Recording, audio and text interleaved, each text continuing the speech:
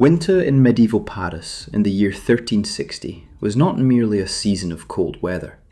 It was a period of intense hardship that tested the resilience of everyone living within the crowded walls of the city. Paris was already one of the largest urban centres in Europe, with tens of thousands of people living within its narrow streets and densely packed neighbourhoods. When winter arrived, bringing freezing winds from the north and long nights that seemed to stretch endlessly, the city transformed into a place where survival depended on preparation, luck, and endurance. The medieval city was built around the Seine River, which flowed through its centre and served as a lifeline for trade, food, and transportation. Yet during harsh winters, the river itself could become part of the problem. Ice sometimes formed along its edges, slowing trade boats that normally brought grain, fish, and other essential supplies into the city. When these shipments were delayed or reduced, markets quickly felt the impact. Prices rose, supplies shrank, and the poorest residents of Paris were often the first to suffer. Most ordinary people in medieval Paris lived in small timber houses that were crowded tightly together along twisting streets. These homes were not designed to keep out severe cold. Walls were thin, windows were small and often covered with oiled cloth rather than glass, and smoke from hearth fires frequently filled the rooms. During winter, families gathered close to a single fire for warmth, but fuel itself was limited. Firewood had to be purchased or gathered months earlier, and those who had failed to store enough wood found themselves facing long, freezing nights. The wealthy households of Paris, merchants, officials, and members of the nobility, experienced winter differently, though they were not entirely immune to its difficulties. Their homes were larger and built partly of stone, and they often had multiple fireplaces to heat their rooms. Thick tapestries hung on the walls helped trap warmth. Yet even in these homes, winter could be uncomfortable. Stone structures absorbed the cold, and heating large spaces was difficult with medieval technology. Food shortages were among the greatest fears during winter in medieval Paris. The city relied heavily on grain from surrounding regions to produce bread, the staple food of the population. When harvests were poor or trade was disrupted, bread prices could rise dramatically. Bakers were required to follow regulations set by the authorities, but shortages still occurred. For the poor, even a small increase in the price of bread could mean the difference between eating and going hungry. Markets such as the famous Les Halles were normally bustling centres of activity where merchants sold vegetables, meat, fish, and grains. During winter, however, these markets looked different. Fresh produce was scarce, and much of what remained had been preserved earlier in the year. Salted fish, smoked meats, dried beans, and root vegetables dominated the stalls.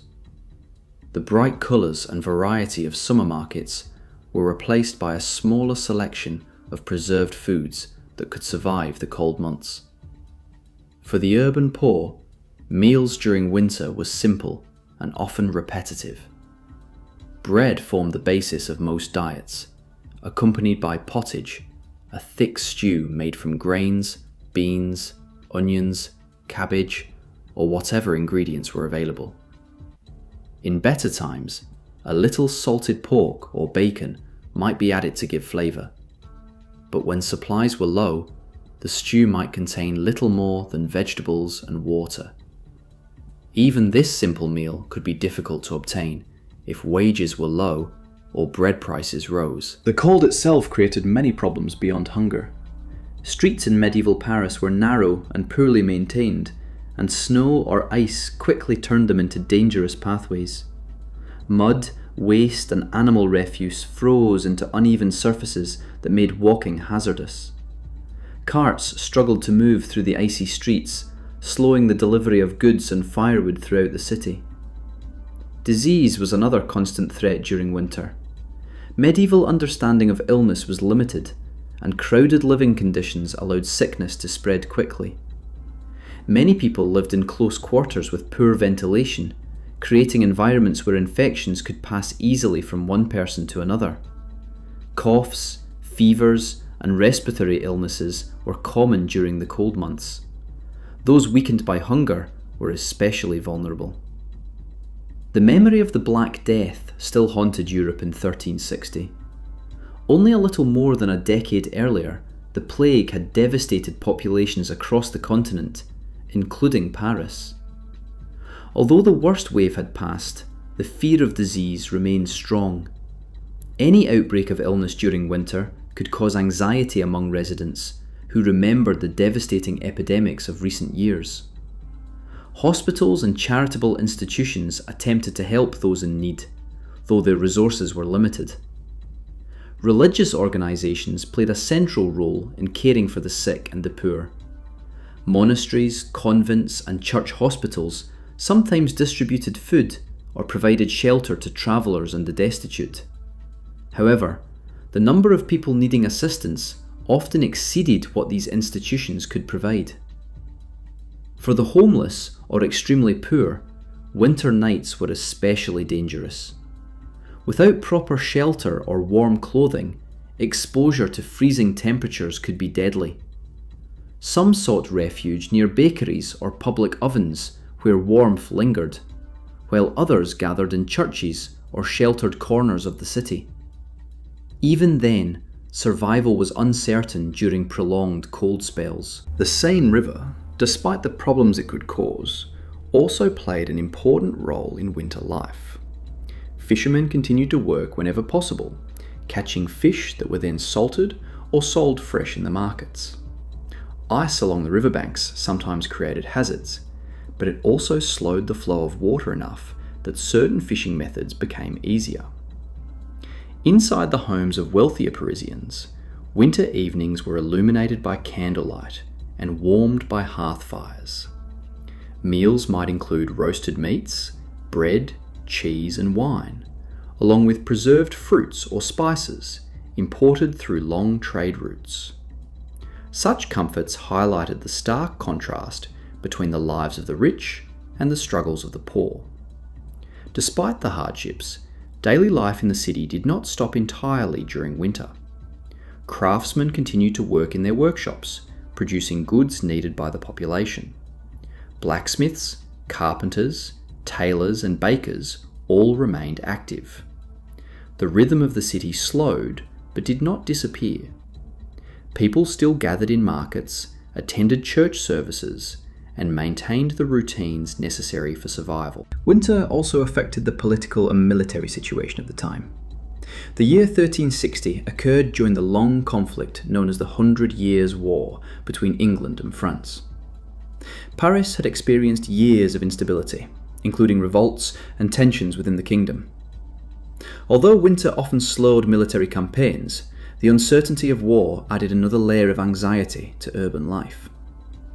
As winter stretched on, people looked for signs that the worst months were ending. The gradual lengthening of daylight and the first hints of thaw in the streets brought hope that spring would eventually return. For many residents of medieval Paris, the arrival of warmer weather meant relief from hunger, illness, and the relentless cold that dominated city life during winter. When the snow finally melted and the markets began to fill once again with fresh produce, the city slowly regained its energy. Boats moved more freely along the Seine, traders returned with new goods, and farmers from surrounding regions brought supplies into the city. Life improved, though the memory of winter hardships remained vivid for those who had endured them.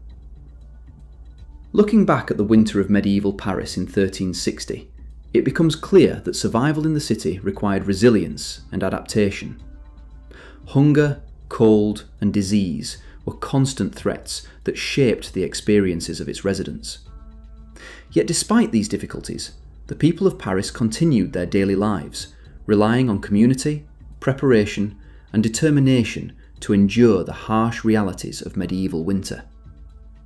Their struggle illustrates how fragile life could be in the medieval world.